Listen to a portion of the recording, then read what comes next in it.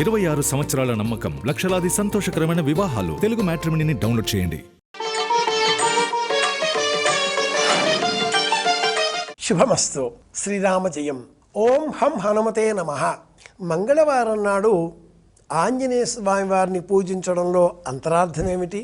మంగళవారానికి ఆంజనేయ స్వామి వారికి ఉన్న అనుబంధం ఏమిటి? మంగళవారానికి కుజుడు ఆధిపత్యం కలిగి ఉన్నాడు. కుజుడు ఈ దేహంలో ఉండే గాయాలను తొలగించేటటువంటి శక్తి అనుగ్రహించేటటువంటి బలం కలిగిన కుజగ్రహ అనుగ్రహం ఉంటే మాట సరళంగా మారుతుంది. అనుగ్రహం తప్పితే పరుషంగా కఠినంగా వస్తుంది. కుజుడు యుద్ధగ్రహం అని చెప్పేటటువంటి నేపథ్యంలో మనలో యుద్ధకాంక్ష నియంత్రణలో ఉండాలి.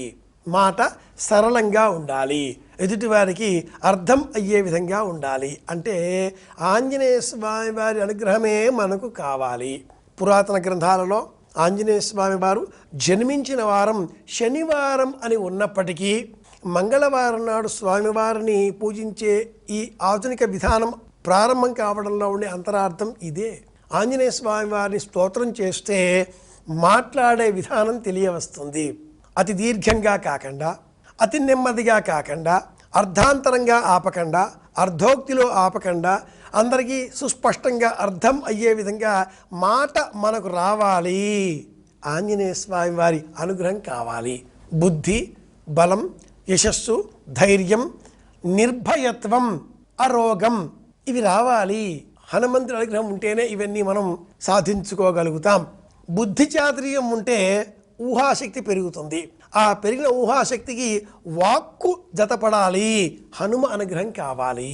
హనుమ ఎంత వినయశీలి. ఆంజనేయ స్వామి వారి ఆలయాన్ని మనం ఒకవైపున విష్ణుమాలయంలో చూస్తాం, మరొక వైపున శివాలయంలో కూడా చూస్తాం.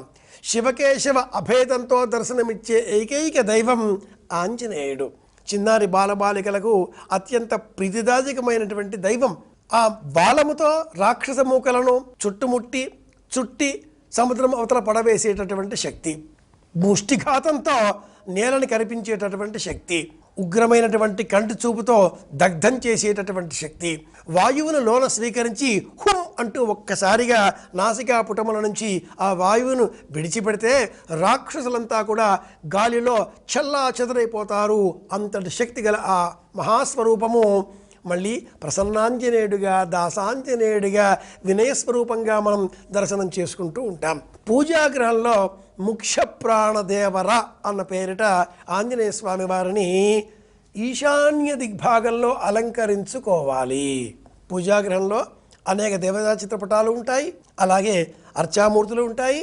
పంచాయతన రూపంలో కూడా మనం స్వామివారిని సేవించుకునేటటువంటి సమయంలో ఆ దేవతార్చనలో ఆంజనేయ స్వామి వారి ప్రతిమ ఉన్న ఎడల ఆ ప్రతిమను ఆ పంచాయతన వేదికలో పళ్ళెంలో ఈశాన్య దిగ్భాగంలో అలంకరించాలి.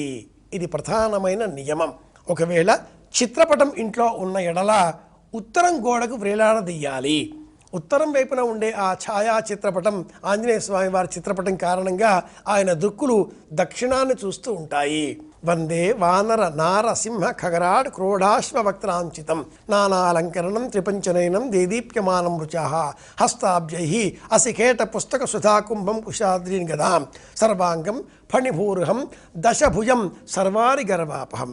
ఇంట్లో ఉండేటటువంటి వారికి అనారోగ్యం చేకూరినప్పుడు, చిన్నారి బాలబాలికలకు ఆలోచన శక్తి తగ్గిపోయి ఆటపాటలలో వాళ్ళ మనస్సులు కేంద్రీకృతం అయినప్పుడు, లక్ష్యశుద్ధి లోపించింది అన్నప్పుడు, ఇంటిలో ఉండే వారిలో మాట పెరుగుతుంది అన్నప్పుడు, కోపాలు బాగా పెరుగుతున్నాయి, ఒకరి మాట ఒకరు అర్థం చేసుకోవడం లేదు అనిపించినప్పుడు ఆ ఇంటిలోని వారంతా కూడా సమష్టిగా కూర్చొని మంగళవారం సాయంత్రం సమయంలో హనుమాన్ చాలీసా చదివితే కూడా అద్భుతమైన ప్రయోజనాన్ని సాధించుకోగలుగుతారు.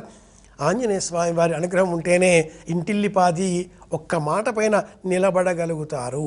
అందుకు మూల కారణం మంగళవారం నాటి ఆంజనేయ స్వామి వారి అర్చన. తెలుసుకున్నాం, పాటిద్దాం, అందరి క్షేమాన్ని కోరుదాం. మళ్ళీ కలుసుకుందాం. శ్రీరామ జయం.